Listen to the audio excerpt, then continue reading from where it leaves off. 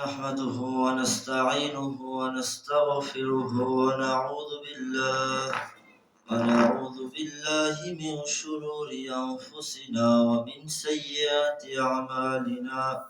من يهدي الله فلا مضل له ومن يضلل فلا هادي له. ونشهد أن لا إله إلا الله وحده لا شريك له. ونشهد أن سيدنا وحبيبنا ومولانا محمدا عبده ورسوله الذي أرسله بالحق بشيرا ونذيرا وداعيا إلى الله بإذنه وسراجا منيرا. فقد قال الله تعالى في كلامه المجيد وفرقانه الحميد: أعوذ بالله من الشيطان الرجيم. بسم الله الرحمن الرحيم. إن الله وملائكته يصلون على النبي يا أيها الذين آمنوا صلوا عليه وسلموا تسليما.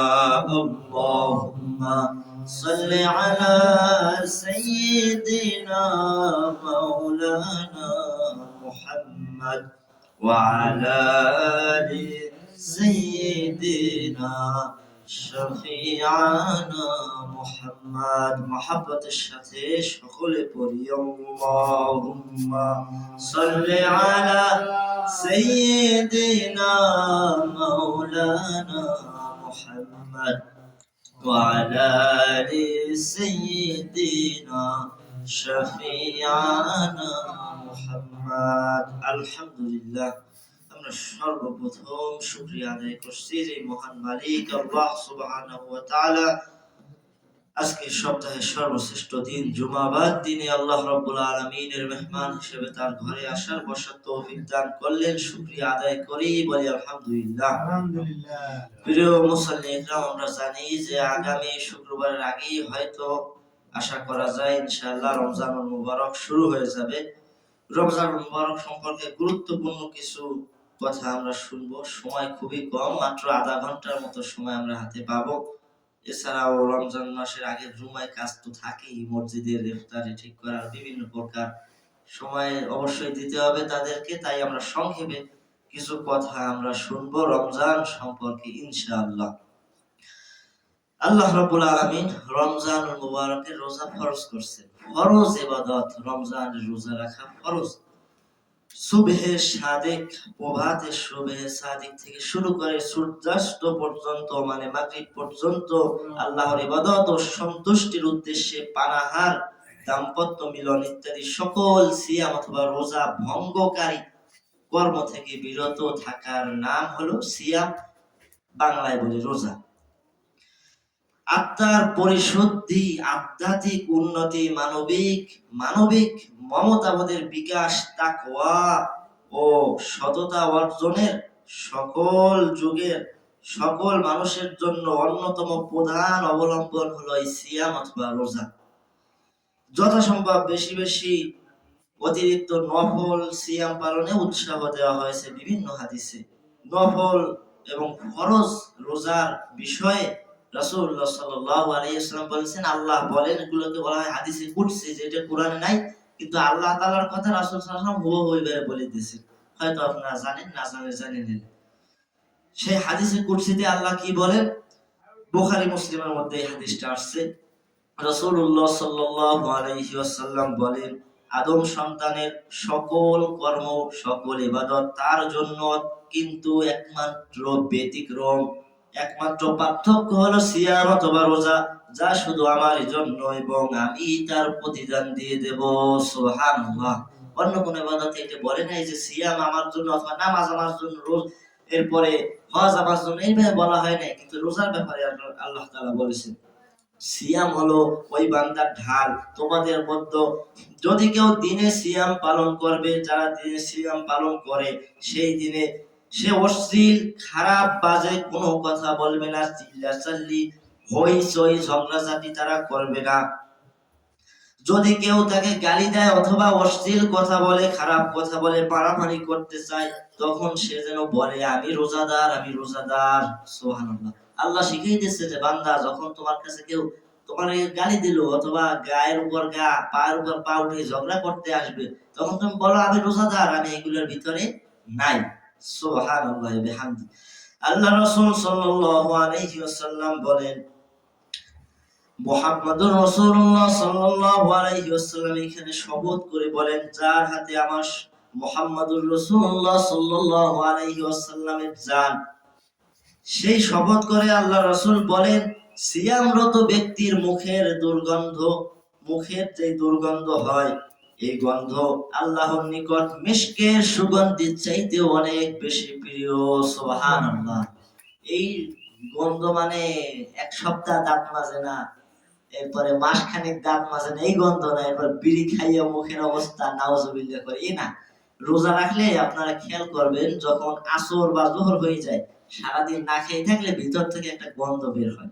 এই গন্ধটা অন্য সময় পাবেন না, রোজা রাখলে পাবেন। এই যে রোজাদার আল্লাহর জন্য কষ্ট করলো, যার কারণে যে গন্ধটা বের হইতেছে, আল্লাহ এটার মর্যাদা দেওয়ার জন্য বলতেছেন যে এটা আমার কাছে মিশকের চাইতেও বেশি সুগন্ধ। সুবহানাল্লাহ। মানে আল্লাহ বুঝাইতেছেন বান্দার সম্মান কত দিলেন, যে রোজার কারণে বান্দা আমার জন্য রোজা রাখছে, তার সম্মান বাড়াইতে যাই আল্লাহ রাব্বুল আলামিন এই কথা বললেন। শুধু তাই নয়, আল্লাহ রাসূল বলেন সিয়াম পালনকারী, রোজা পালনকারী ব্যক্তির জন্য দুইটা আনন্দের বিষয় আছে। কয়টা? দুইটা আনন্দ। প্রথম আনন্দ আল্লাহ রাসূল বলেন যখন সে ইফতার করে, ইফতার করার সময় সেই ব্যক্তি আনন্দিত হয়। রোজাদার ইফতার করার সময় আনন্দিত হয়। ওই ভোজাদার মানে আমরা ভোজা বলি কেন, রোজা যে রাখেন, এই যে রোজা রাখে না এই ব্যক্তি যতই ভালো মন্দ খাক, আর রোজা রাখা যদি আপনি পানি দিয়ে ইফতার করেন দেখবেন মনে কি আনন্দ। এটা আমরা রোজাদার যারা আছেন আপনারা জানেন, রোজা না রেখে মসজিদের ভিতর আসেও যতই খাও না কেন, যতই খাওয়া দাওয়া করুন না, মনে চোর চোর লাগে। মানে ওই যে আনন্দ, রোজার আনন্দ ওইটা পাওয়া যায় না। আল্লাহ তাআলা বলছেন আল্লাহ তাআলা নাজিল করেন এই জন্য আপনারা এত মজা পান। যারা রোজা রেখে ইফতার করেন, একটা খেজুর খান, একটু পানি খান, মনে হয় জান্নাতে জিনিস খাইতেছি। সুবহানাল্লাহ। দুই নাম্বার আনন্দ আল্লাহ রাসূল সাল্লাল্লাহু আলাইহি ওয়াসাল্লাম বলেন যখন ওই রোজাদার ব্যক্তি তার প্রতিপালক মানে আল্লাহ রাব্বুল আলামিনের সাথে সাক্ষাৎ করবে, মানে আল্লাহর সাথে তার দিদার হয়ে যাবে, সেই সময়ে সিয়ামের প্রতিদান আল্লাহ রাব্বুল আলামিন তাকে দান করবেন। সুবহানাল্লাহ। দুইটা আনন্দ, একটা আল্লাহর সাথে সাক্ষাৎ, আর একটা হলো এই রোজাদারের রোজার ইফতার করার সময়। আমরা একটা আনন্দ এখানে পাই গেছি, আর একটা আনন্দ হবে একটাইতে হাজার হাজার লক্ষ লক্ষ কোটি গুণ বেশি আল্লাহর সাথে দিয়ে যার, যে আনন্দ ব্যাখ্যা করার মতো সামর্থ্য আমার মতো আদমের নাই। আল্লাহ রাব্বুল আলামিন যেন এই রোজার উসিলায় প্রত্যেকটি বান্দাকে, প্রত্যেকটি বান্দা বান্দি আমাদের ঘরের পরিবারের সকলকে যেন আল্লাহর সাথে দিদার নসিব করে দেন। বলে না আমি দুই তিনজনে খুশি হয়েছে, আর কেউ বলে কি এই দুই তিনজন দেখা করবেন আল্লাহর সাথে। আমিন বলতে কিপটে আমি কেন আগে একদিন বলছি যে আমিন বললে আরেকজনের জন্য কবুল হয়, সবার জন্য দোয়া করে দেবেন। বলেন আমিন। আমিন। এবার মনে হয় যে হয় সবাই চায় আল্লাহ রাব্বুল আলামিন যেন কবুল করেন। আল্লাহ রাসূল সাল্লাল্লাহু আলাইহি ওয়াসাল্লাম বলেন যুদ্ধে তোমাদের যেমন ঢাল থাকে, যুদ্ধ তো এখন হয় না এজন্য বোঝেন না, হয়তো দেখছেন যে ঢাল মানে এটা প্রতিরক্ষা ব্যবস্থা, শত্রু তীর মারলে ঢাল উঁচু করে ধরে। তো জাহান্নামের যে আগুন, এই আগুন থেকে বাঁচার জন্য ঢাল, একটা ঢাল দরকার, এইটা হলো এই সিয়াম মানে রোজা। সুবহানাল্লাহ। আল্লাহ বলতেছেন যে এই রোজা তোমাকে জাহান্নাম থেকে বাঁচাই দেবে, এইজন্য এটাকে ঢাল হিসেবে আল্লাহ রাসূল সাল্লাল্লাহু আলাইহি ওয়াসাল্লাম বলছেন। আর রাসূলুল্লাহ সাল্লাল্লাহু আলাইহি ওয়াসাল্লাম বলেন সপ্তাহে কমপক্ষে, সপ্তাহে না মাসে কমপক্ষে 3 দিন সিয়াম পালন করা, রোজা পালন করা ভালো। সুবহানাল্লাহ। এবারে শুধু রমজান মাসের রোজা না, এটা শুধু রমজানে নয়, এইটা প্রত্যেক মাসে কমপক্ষে 3 দিন হইলেও রোজা রাখা ভালো। এছাড়া আপনারা হাদিস জানেন রাসূল সাল্লাল্লাহু আলাইহি ওয়াসাল্লাম তিনি শুধু রমজানে না প্রত্যেক মাসে সোমবার বৃহস্পতিবার রোজা রাখছেন, আইয়ামে বিদের রোজা, আরবি চন্দ্র মাসে 13, 14, 15 এগুলো রাসূল সাল্লাল্লাহু আলাইহি ওয়াসাল্লাম কিন্তু রাখছেন। শুধু এইটুকু নয়, এবার শুনি যে রমজান মাসের ফজিলত, রোজার ফজিলত কি হয়, রমজান মাসে কি হয়, এটা আল্লাহ রাসূল সাল্লাল্লাহু আলাইহি ওয়াসাল্লাম বলছেন। আল্লাহ রাসূল সাল্লাল্লাহু আলাইহি ওয়াসাল্লাম বলেন, বুখারী মুসলিমের মধ্যে হাদিস এসেছে, ইযা জাআ রমাদানু ফুতিহাত আবওয়াবুল জান্নাতি ওয়া গুলিকাতিল আবওয়াবুন নার ওয়া তুফিদাতিশ শায়াতিন। যখন রমজান মাস আগমন করে তখন জান্নাতের সমস্ত দরজা সমূহ খুলে দেওয়া হয়। সুবহানাল্লাহ। জান্নাতের দরজা রমজান মাসে খোলা, জান্নাতীদের জন্য জান্নাতের দরজা খুলে দেওয়া হয়। শুধু তাই নয়, আল্লাহ রাসূল বলেন জাহান্নামের দরজাগুলো বন্ধ করে দেওয়া হয় এবং সব শয়তানগুলোকে শৃঙ্খলাবদ্ধ মানে শিকল আবদ্ধ করে রাখা হয়। সুবহানাল্লাহ। এখানে অনেকে ভাবে যে ইবলিস শয়তানের শুধু বান্দা হয় না, এখানে শব্দ আছে বহু বছর, শায়াতিন মানে শয়তানগুলোকে। শয়তান যদি বলা হয় তাহলে বুঝতে একজন, সে মানে হলো একজন, তিনি একজন, কিন্তু যদি বলি তাদেরকে তাহলে কি কয়েকজন মিলে। হুজুর মানে একজন হুজুর, যদি বলে হুজুর গো বা হুজুরদের তাহলে সব। এখানে বলা হয়েছে যে শয়তানের মোটামুটি যেগুলো ধোঁকা দিতে পারে এই সমস্ত শয়তান আটকাই রেখা হয়। এখন বলবেন যে শয়তান বাইরে রাখলেও শয়তান তাহলে তো কমে না। রমজান মাসে গান শোনে না? শোনে। সুদ ঘুষ খায় না? খায়। এগুলো কেন করে? ওই ভিতরে এক শয়তান আছে, নফসে আম্মারা যেটা বলা হয়, ওদিকে ব্যাখ্যা করার সময় আমি পাবো না। তো শয়তান আগে মানুষটারে এমন কায়দায় পরিচর্যা করে রাখিয়ে যায় যে ওই জেলে 1 মাস বন্দি থাকলে ওর ভিতরে শয়তান ওরে ঠিকই চালাই নিয়ে যায় একই রাস্তায়। তো এই জন্য রাসূল সাল্লাল্লাহু আলাইহি ওয়াসাল্লাম বলছেন যে রমজান মাসে শয়তান বান্দা হয়, তবুও যে ওই শয়তান যেই মানুষটা ট্রেনিং দিয়ে শয়তান বানাই ফেলাইছে, ও আর শয়তানটালি বন্ধ করে না, ওর কাজ চালাই যায়। আসল শয়তান বন্ধ থাকলেও এই শয়তান বসে নেয়। তো এই জন্য আমাদের পরিবর্তনের মাস হলো এই রমজানুল মুবারক মাস। এই ফরজ করা হয়েছে এই রমজান, আর এই রমজানে শয়তানকে কি করা হয়? বন্দী করে রাখা হয়। এটা আমাদের জন্য একটা সুবর্ণ সুযোগ। সুবহানাল্লাহি বিহামদি। সিয়াম এটা কি ফরজ, সুন্নাত না নফল? এটা কি কেউ জানে না? সন্দেহে পড়ে গেলেন? স্তম্ভ কয়টা বলে ইসলামের? কালেমা, নামাজ, রোজা, নামাজের পর যাকাত। যদি আমরা ওই ধারাবাহিক এমনি বলি যে নামাজ, রোজা, হজ, যাকাত, এর ভিতরে রোজা পাইছেন? পান নাই? এখন পান নাই? পাইছেন? তো সিয়াম রোজা এটা হলো ফরজ। কোথায় পাবেন? কোরআনুল কারীমের 2 নম্বর সূরা সূরাতুল বাকারা এর 183 নম্বর আয়াতে আল্লাহ বলেন, ইয়া আইয়ুহাল্লাযীনা আমানু কুতিবা আলাইকুমুস সিয়ামু কামা কুতিবা আলাল্লাযীনা মিন ক্বাবলিকুম লাআল্লাকুম তাত্তাকুন। আল্লাহ রাব্বুল আলামিন বলেন, ইয়া আইয়ুহাল্লাযীনা আমানু, হে ঈমানদারগণ, তোমাদের উপর সিয়াম লিপিবদ্ধ ফরজ করে দেওয়া হয়েছে, যেরূপ তোমাদের পূর্ববর্তীগণের উপর ফরজ করা হয়েছিল, যেন তোমরা কুতিবা আলাইকুমুস সিয়ামু কামা কুতিবা আলাল্লাযীনা মিন ক্বাবলিকুম লাআল্লাকুম তাত্তাকুন, যাতে তোমরা তাকওয়াবান হইতে পারো। সুবহানাল্লাহ। আল্লাহ বললেন শুধু আমাদের নয়, প্রত্যেক উম্মত, আগে যত উম্মত আসছে তাদের জন্য ফরজ ছিল এই রোজা। বিভিন্ন মাসে ফরজ ছিল, আমি ওই ব্যাখ্যা করতে পারবো না, সময় নেই। কিন্তু রোজা ফরজ ছিল। আর ফরজ করছে আল্লাহ রাব্বুল আলামিন কেন? আল্লাহ আয়াতের শেষে বললেন যে তোমরা তাকওয়া, আল্লাহর ভয় অর্জন করতে পারো। লম্বা ব্যাখ্যা করা যায়, আমার সময় নেই, আমি একটা শুধু ব্যাখ্যা বলি। যে রমজানে রোজা রাখলেন, ঠিক আছে, রোজা এখন দুপুর বেলা প্রচুর গরম, আস্তে আস্তে আলহামদুলিল্লাহ রমজান হয়ে আসতেছে, শীতের দিকে আসতেছে, যার কারণে আবার তো পিছিয়ে বসে ঠেলে ঠেলে কিন্তু ঝামেলা, আবার আসেন না সামনে ফাঁকা হইলে। যাই হোক, তো রমজান মাসে রোজা রাখছেন, রোজা রাখার পরে দুপুরে প্রচুর গরম, এখন কি করবেন? পানি তৃষ্ণা লাগছে, এখন পুকুরে ডুবতেছেন অথবা ঘর আটকাইছেন, পানিও কাছে আছে, কেউ নাই, রুমে একা, খাইলে খাইতে পারেন না? পারেন, কিন্তু খান, এটা কেউ করেন? জবাব শুনে মনে হয় এরা সব করে। কি বুঝবো নাকি? কথা বলতে হবে তো, আমার একারে দিয়ে চিল্লাইতেছেন, আর আপনারা বলবেন না, উত্তর তো দেওয়া লাগবে। আমরা কি কেউ পানি খাই রোজা রাখি দুপুরে? খাই না। তো এই রোজা রাখি পানিটা খাই না কেন বলেন? কারণটা আপনারাই বলেন, কেন খাই না? আল্লাহর ভয়তে। আল্লাহর ভয়তে না, নাকি অন্য কারণ আছে? একটু বলবেন হালকা, আমি চিল্লাইতে বলি না, স্বাভাবিকভাবে বলেন, চাচাই জোরে বলে আল্লাহর ভয়তে খাই না, ঠিক আছে? এখন আমারে বলেন যে ফজরের নামাজ যারা পড়ে না কেন পড়ে না? বলেন, এই সুদ যারা খায় কেন, কেন খায়, কেন খায়, কেন এই সুদ খায় কেন? ও সময় আল্লাহর ভয় থাকে না? এরপরে ঘুষ খায় কেন, মানুষের গেট দখল করে কেন? ওর আল্লাহর ভয় নাই? আপনি গোপনে রোজার ভিতর ঘর আটকাই রয়েছেন, এরপর পানি গালে ঢালতেছেন না কেন? কি তাত্তাকুন মানে কি? ভয় করো, তাকওয়া অবলম্বন করো, মানে আল্লাহ দেখতেছে। তাকওয়া আল্লাহ শিখাইতেছে, বান্দা তুমি দেখো, তুমি এই রমজানে যে তাকওয়া অবলম্বন করলাই, রোজা রাইখা ঘরে কেউ নাই, অথবা পুকুরে ডুবতেছো, এখানে কেউ নাই, তুমি জানো কেউ না দেখলেও কে দেখে? আল্লাহ দেখে। এই জন্য তুমি খাইলা না, কিন্তু সেই বান্দা তুমি ফজরের নামাজ না পড়ে ঘুমাও, এরপরে বিভিন্ন ইসলাম বিরোধী কাজ করো, এরপরে ইসলাম আমাদের পিছনে লাগো, এরপরে সুদ খাও, ঘুষ খাও, নাফরমানি করো, মানুষ ঠকাও, তখন মনে থাকে না যে আমি আল্লাহ তো তোমার দেখতেছি?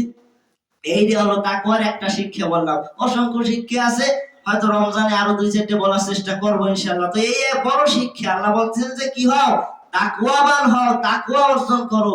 তাকওয়া মানে আল্লাহর ভয়। আল্লাহর কাছে এটা খুব প্রিয়, যেই বান্দা আল্লাহকে ভয় করে সে সমস্ত পাপ, যত প্রকার পাপ আছে এগুলো থেকে সে বাঁচে থাকতে পারে। এটা আল্লাহ তাআলা এটা আমাদের শিখাইতেছেন এই রমজান দিয়া। আর এই রমজানে আমরা তাকওয়া অর্জন করতে পারতেছি না কেন? যদি একটা রোগ হয়েছে, ধরেন কারো জ্বর হয়েছে, কথার কথা, এখন ডাক্তার সাহেব 4টে ঔষধ দিয়েছে, সে তো বোঝে যে এই জ্বরের ঔষধ খাইলে হয়তো গ্যাস হবে, এই জন্য গ্যাসের ঔষধ দিয়েছে বিভিন্ন প্রকার। আমি উদাহরণ বলতেছি, আমি তো ডাক্তার না, ভুল আমার হইতে পারে এই বিষয়। তো এখন 4টে ঔষধ দিয়েছে, এখন আপনি কি করলেন? দূর ডাক্তার ভাও খাম খেলে এতগুলো টাকার ঔষধ দিয়েছে, তো এখন এত ঔষধ দরকার নেই, এ যা না ভালোই। এখন না পাইলে খাইছেন, কিন্তু আপনার জ্বর প্রচুর, ডাক্তার বুঝে শুনে অ্যান্টিবায়োটিক সহ 4-5টা ওষুধ দিয়েছে, খাইছেন একটা, এদিকে আপনার কাজ হবে? আল্লাহ রাব্বুল আলামিন এই রমজান খালি রোজা রাখ এটা বলে নাই। আল্লাহ তাআলা রমজানে খালি রোজা ফরজ করে নাই, আল্লাহ তাআলা এর সাথে আরো কয়েকটা ঔষধ দিয়েছে। খাই একটা, কোনো মতেই সারাদিন না খাই থাকি, ওই ঘুষ খাই, সুদ খাই, আকাম কুকাম সব করি, যার কারণে এই রোজা আর পরিবর্তন করে না। রোজা গেলে ওই যেই লাউ সেই কদু হয়ে যাইতেছে। তো এই কারণ কি? আল্লাহ রাব্বুল আলামিন সেটা বলছে যে আসলে আমরা সুস্থ হওয়ার জন্য আমরা সব গুণগুলো অর্জন করতে পারতেছি না দুঃখজনক ভাবে। আল্লাহ রাব্বুল আলামিন এই কথা আমাদেরকে বলছেন কোরআনুল কারীমের 2 নম্বর সূরা সূরাতুল বাকারার 185 নম্বর আয়াতে আল্লাহ রাব্বুল আলামিন বলেন, শাহরু রমাদানাল্লাযী উনজিলা ফীহিল কুরআন হুদাল লিন-নাসি ওয়া বায়িনাতিন মিনাল হুদা ওয়াল ফুরকান ফামান শাহিদা মিনকুমুশ শাহরা ফালইয়াসুম। রমজান মাস এতে মানুষের দিশারি এবং সৎপথের স্পষ্ট নিদর্শন, এবং সত্য এবং মিথ্যা, সত্য মিথ্যার পার্থক্যকারী রূপে আল্লাহ রাব্বুল আলামিন কোরআন নাজিল করেছেন। সুতরাং তোমাদের মধ্যে যারা এই মাস পাবে তারা যেন এই মাসে সিয়াম পালন করে। সুবহানাল্লাহ। এইখানে আল্লাহ কি বলছে খেয়াল করছেন? আল্লাহ রাব্বুল আলামিন বললেন যে এখানে রমজানের সাথে সিয়াম যোগ কইতেছে, এই সিয়ামের সাথে কোরআনকে যোগ কইতেছে। আল্লাহ যে এই রমজান মাসে কি হয়েছে? কোরআন নাযিল করছে। আল্লাহ তাআলা সূরা কদরের প্রথমে বলছে ইন্না আনজালনাহু ফি লাইলাতিল কদর। এই কদরের রাতে আল্লাহ রাব্বুল আলামিন কিন্তু কোরআনুল কারীম নাযিল করছেন। আর এই কোরআনুল কারীম নাযিল করতে গেলে কোরআন আমাদের বুঝতে হবে। আপনার ছেলে অথবা যে কোন আত্মীয়স্বজন বিদেশ থাকে, আপনি মূর্খ মানুষ, পড়ালেখা জানেন না, একটা চিঠি 1 বছর যোগাযোগ পান না, এখন একটা চিঠি আসছে, এখন খুলে দেখেন ওর ছাতায় দিয়ে ইংলিশে লেখা, আমি বাংলায় পড়তে পারি না। এখন আপনি চিন্তা করলে দূর যা এর যে করবো কি, বুঝি না কিছু না, তুই আমরা বাংলা লিখবি, যা ফালাই দিলাম। এটি করে কেউ? এ সবাই করে, কে উত্তর দেয় না। কি করেন? এই কাজ করেন? তো করেন না কেন? যে আরে আমার ছেলেটা এত 1 বছর খবর পাইনি, আজকে একটা চিঠি লেখলো, কি লেখলো একটু আমি না পারি, শুনছি এলাকায় ওই সাইফুল মাওলানা আছে, শিক্ষিত মানুষ, মাওলানা মানুষ, যাই সে পারবেন। সেও যদি ফেল করে কথার কথা যে এই তো বুঝতেছি না, ভালো বুঝি, 2-1টা বুঝি না, চিন্তা করেন সেরে পারবেন না। বলেন তো দেখি এই আপনার চাই ভালো পড়তে পারে কিনা, এটা করবেন না। আল্লাহ কোরআন দেশে সত্য মিথ্যার পার্থক্যকারী, সত্য এবং মিথ্যা, হক এবং বাতিল, এইটার পার্থক্য করার জন্য। এখন কোরআন সাহেব হুজুর জ্বর হয়েছে কি করেন, এই হলো কাজ। এরপরে কি হবে, ওই ভয় পাইছে জেনে ধরছে হুজুর আসেন আমার একটু পানি পরি দেন, তেল পরি দেন। এরপরে নামাজ তো পড়ি, আলহামদুলিল্লাহ অর্থ যদি এখানে জিজ্ঞেস করা হয় কয়জন পারবে আল্লাহই জানে। আমি আমার মুসল্লিদের খুব ভালোবাসি, আমি কাউরে লজ্জা দিতে চাই না, ভয় পাই না। আমি কেউ আলহামদুলিল্লাহ অর্থ জিগেবো না, আমি পারলে শিখিয়ে দেবো কিন্তু জিগেবো না আলহামদুলিল্লাহ। দরকার নাই, আমার চাচা আমার ভাই পরে মসজিদে নামলে ধরবে না, কুদ্দুস ভাই ধরবেন, কামড়া হবে না। দরকার আছে ভাই, দরকার নাই। আল্লাহ কাছে কোরআন বোঝার জন্য জান্নাতে যাওয়ার পথ কোন জায়গায় আছে? কোন জায়গা? কেমন না আগে কেউ কথা কয় না কেন ভাই? কোন জায়গায় আছে জান্নাতে যাওয়ার পথ? কোরআনে আছে। জাহান্নাম থেকে বাঁচার পথ কোথায় আছে?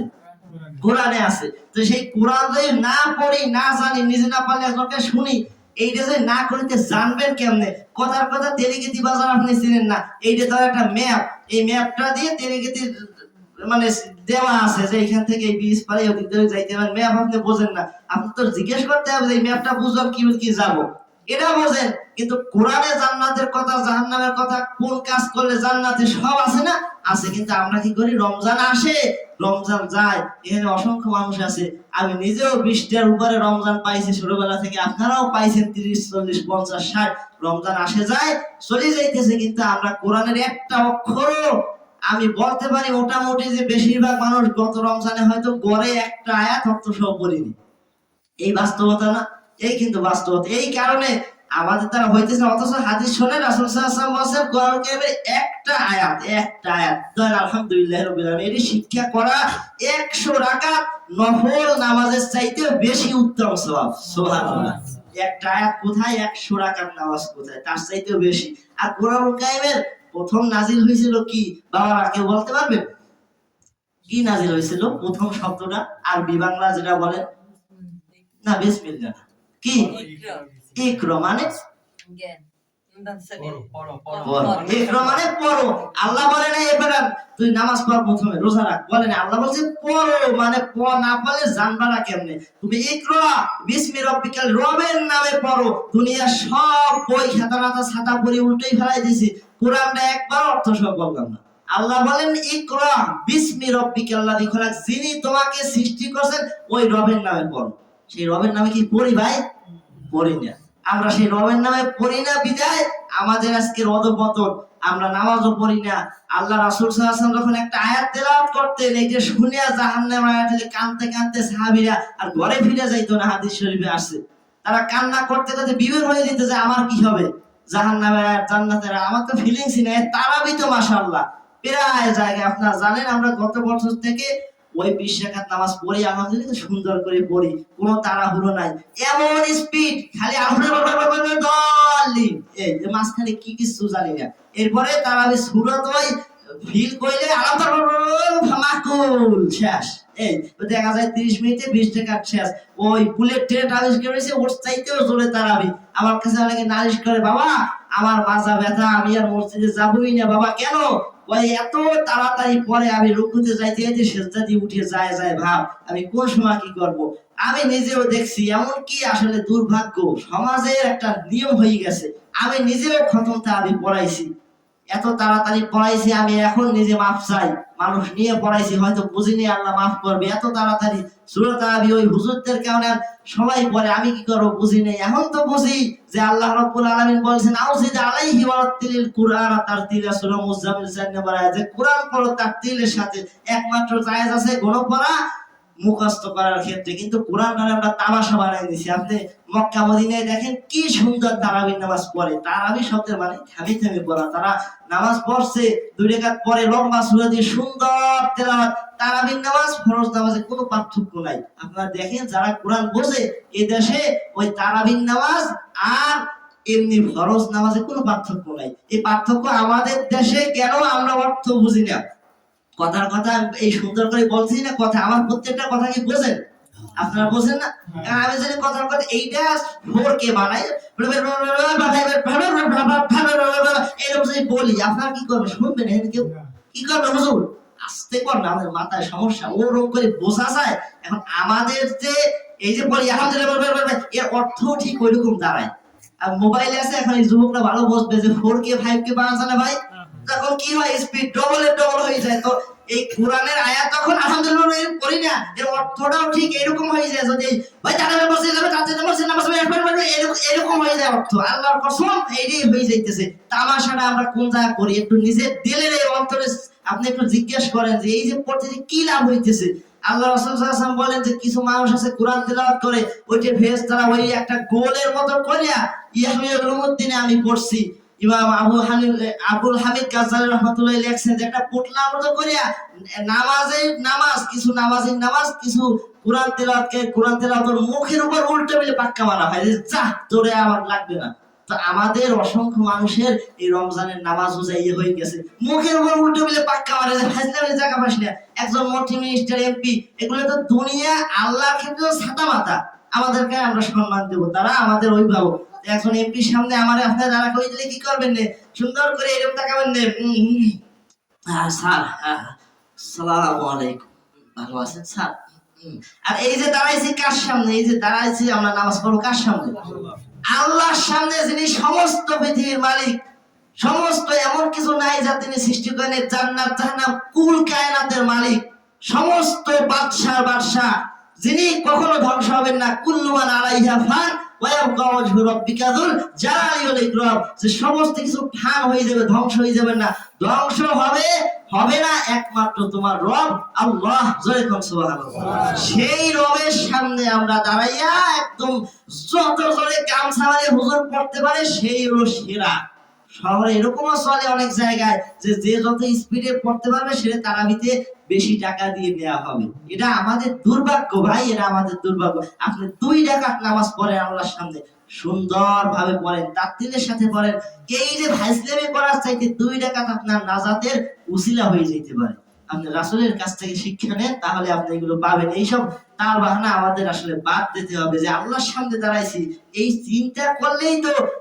আমি এই যে 2-3 দিন আগে পড়তেছিলাম ওই একই বইতে ইয়াহইয়া উলুমুদ্দিনে তিনি লেখছেন যে আলী রাদিয়াল্লাহু তাআলার কথা লেখছেন, তিনি যখন ওযু করতেন তার চেহারা বিবর্ণ হয়ে যেত, চেহারা বিবর্ণ। বোঝেন যে একটা ছেলে মারা গেছে অথবা বিশাল একটা ক্ষয়ক্ষতি হয়ে গেছে, এইরকম মানুষ দেখছেন কখন আশপাশে যে কিরম হয়ে যায়, কান্নাকাটি, চেহারা মানে স্বাভাবিক থাকে না, একটা ভয় আতঙ্কে যে পুলিশ আসছে ধরে নিয়ে যাবে, মুখের কি অবস্থা হয়, তাদের অবস্থা এরকম হইতো। তখন জিজ্ঞেস করতেন যে আমিরুল মুমিনিন আপনি এইরকম চেহারা, আপনার ভয় ভীত লাগতেছে, আপনি এরকম বলে আমি একটু পরে আল্লাহর সামনে দাঁড়াবো, সারা পৃথিবীর বাদশার সামনে, তা আমার ভয় করা উচিত না, আমার ভিতর ভয় আসা উচিত না? তারা বুঝছে যে কার সামনে দাঁড়ায়, আর আমরা চিন্তা করি তাড়াতাড়ি নামাজ পড়, হুজুর মিটিং আছে, আল্লাহ আমি এই কিন্তু হুজুরে কেমনে কই যে হুজুর তাড়াতাড়ি করেন মিটিং আছে, আমার মিটিং মানে কি আল্লাহ চাইতে মিটিং এর ওই নেতা বিশাল বড়, ও তো নামাজ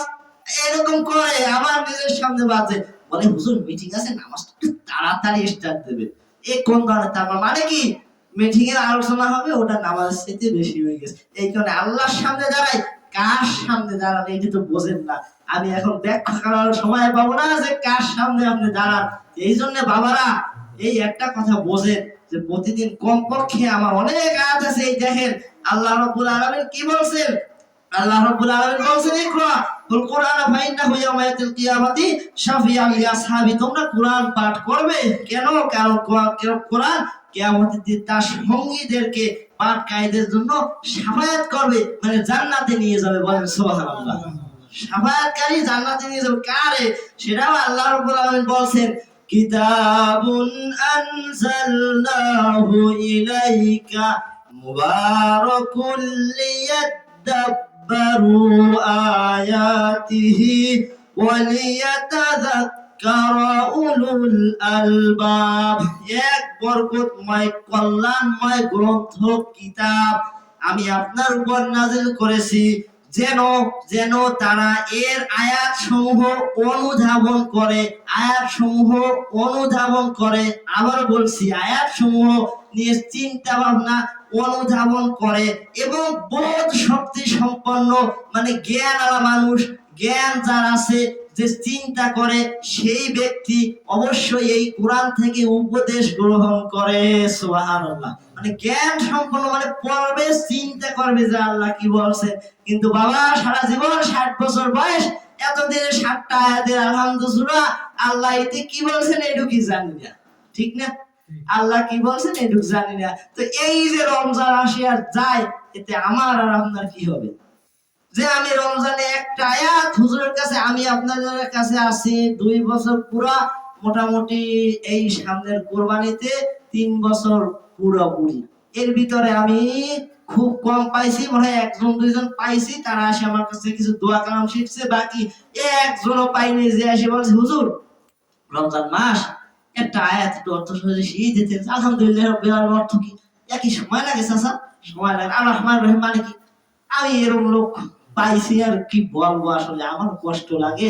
আসলে দেখেন এই বিষয়গুলো এইরকম হইলে রমজানে আমাদের কি হবে? আল্লাহ কিন্তু বললেন, এখানে হাদিস স্পষ্ট বলা হয়েছে যে কোরআন তেলাওয়াতের অর্থ হলো কি পিছে চলা বা অনুসরণ করা। কোরআন না বুঝলে পাঠ করলে তেলাওয়াত হয় না। কোরআন পাঠের মানে হলো একদম বিষয় চলবে, মানে একদম হিসাব করে চলবে, মানে বুঝে শুনে চলবে। আল্লাহ বলেন আল্লাযীনা আতাইনাহুল কিতাবা ইয়াতলুনাহু হাক্কা তিলাওয়াতিহি, আমি যাদেরকে কিতাব প্রদান করছি মানে কোরআন, তারা কি করবে? হক ভাবে তেলাওয়াত করে। তারাই এই কিতাবের উপর ঈমান আছে, যারা হক ভাবে তেলাওয়াত করে। হক ভাবে তেলাওয়াত হলো, বারবার হাদিস শরীফে আসছে যে বুঝে পড়ার নামই হক ভাবে তেলাওয়াত। বুঝে পড়া, যে একটা কথা আমি আপনাদের বললাম যে বুঝছেন, এটাই হক ভাবে বোঝা। কিন্তু ওই বললাম এক কান্দি বা হয়ে গেছে আর এক কান্দি, এটারে হক ভাবে বলা হয় না। এই জন্য প্রত্যেকটা মানুষের উদ্দেশ্য থাকা উচিত যে এই রমজান আসছে, কোরআন আল্লাহ দেশে জীবন শেষ হয়ে যাইতেছে, দাড়ি পাইকে যাইতেছে, দাড়ি ছিল না দাড়ি উঠে যাচ্ছে, এই দাড়ি থাকবে না, এই জীবন থাকবে না, যৌবন থাকবে না। আল্লাহ যখন জিজ্ঞাসা মান দিন ওকা, তোমার দিন কি? 2 নম্বর প্রশ্ন কবরে। দিনই আল ইসলাম আপনি পকেটে যত সুন্দর লেখে ওই কাফনের ভিতরে ঢুকাই দেন, ওয়া পড়তে পারলেও সেদিন উত্তর দিতে পারবেন না। দিন ইসলাম, দিনই আল ইসলাম। ওই যতই ওসিয়াত করেন যে লিখে দিস অর্থ সহ সুন্দরভাবে, আমি একটু দেখিয়া মন কান্নকের উত্তর দেওয়া নেই, অত সোজা না বাবা। দিনই আল ইসলাম কখন বলবে? যখন তার দিন, এই দিন শব্দের অর্থ সবচেয়ে নিকৃষ্ট অপব্যাখ্যা হলো ধর্ম। দিন মানে ধর্ম, এইটা হলো যে সবচেয়ে বড় একটা অপব্যাখ্যা। ইসলাম মানে ধর্ম না, ইসলাম মানে জীবন ব্যবস্থা, জন্ম থেকে মৃত্যু পর্যন্ত আল্লাহ এবং আল্লাহ রাসূলের পথে থাকার নামই হলো দিন। এইটাই দিন, এইটাই ইসলাম। ওই মাওলানা সাহেব আছে আমার প্রিয় বড় ভাই, আজকে আসছে, তার কাছে জিজ্ঞেস করেন যে হুজুর বললো ঘুরে তো মাথা, সত্যি কিনা সে বলবে আরে যে দিন মানে কি। দিনের উপর চলবেন না, সারা জীবন আল্লাহ বিরোধী আইন চালাবেন, আল্লাহর কোরআন চাবেন না, আল্লাহ কি বলছে এটা বুঝতেও চাবেন না, চলবেনও না। আল্লাহর পথে যারা চলে এদের উল্টো ব্যাগরা দেবেন, মরার পরে একদম মুখ দিয়ে শ্বশুর হয়ে দিনিয়াল ইসলাম বাইরে যাবে।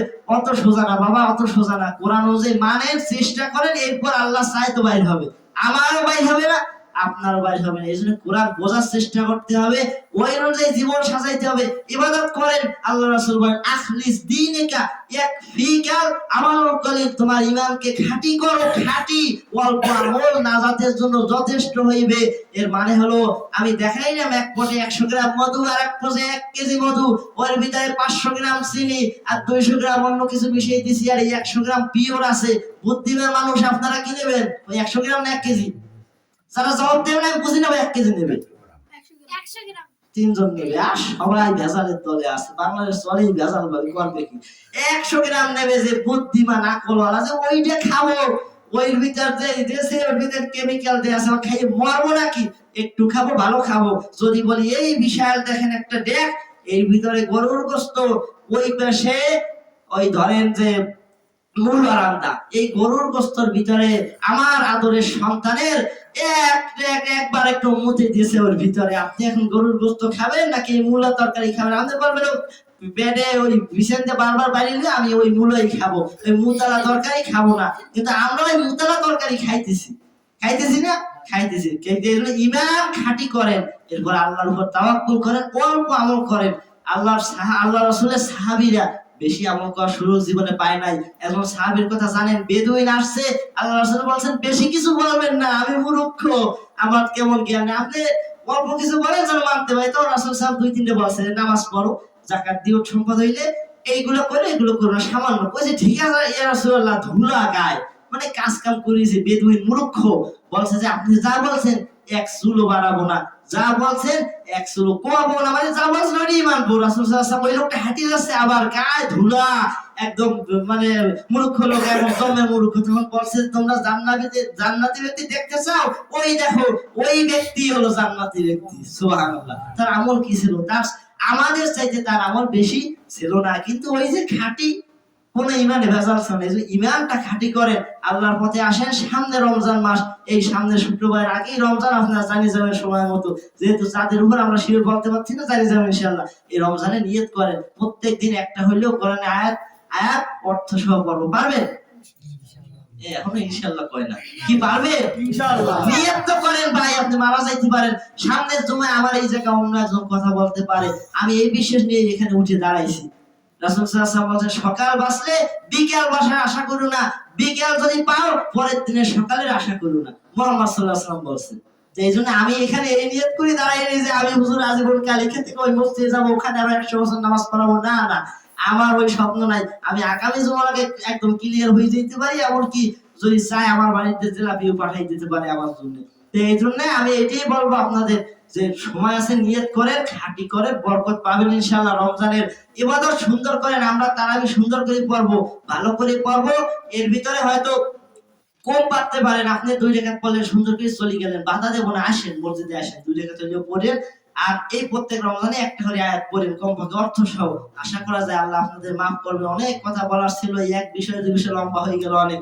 আল্লাহ রাব্বুল আলামিন যেন আমাদের সবাইকে এই কোরআনের উপর আমল করার তৌফিক দান করেন, রমজানটাকে কমপক্ষে কাজে লাগাবার তৌফিক আমাকে সহ, আমাদের সকলের পরিবার সহ, আমরা যারা সবাই এখানে আছি, আমার বার্তাগুলো যারা শুনে নাই বাড়ির সবাইকে পৌঁছে দিবেন। যারা বুঝছে তাদের পরিবারে বলবেন, বউ মেয়ে ছেলে আমরা প্রতিদিন নিয়ত করব, একটা আয়াত হইলে অর্থ সহ করব, নামাজ সুন্দরভাবে পড়বো, ফাজলামি করব না।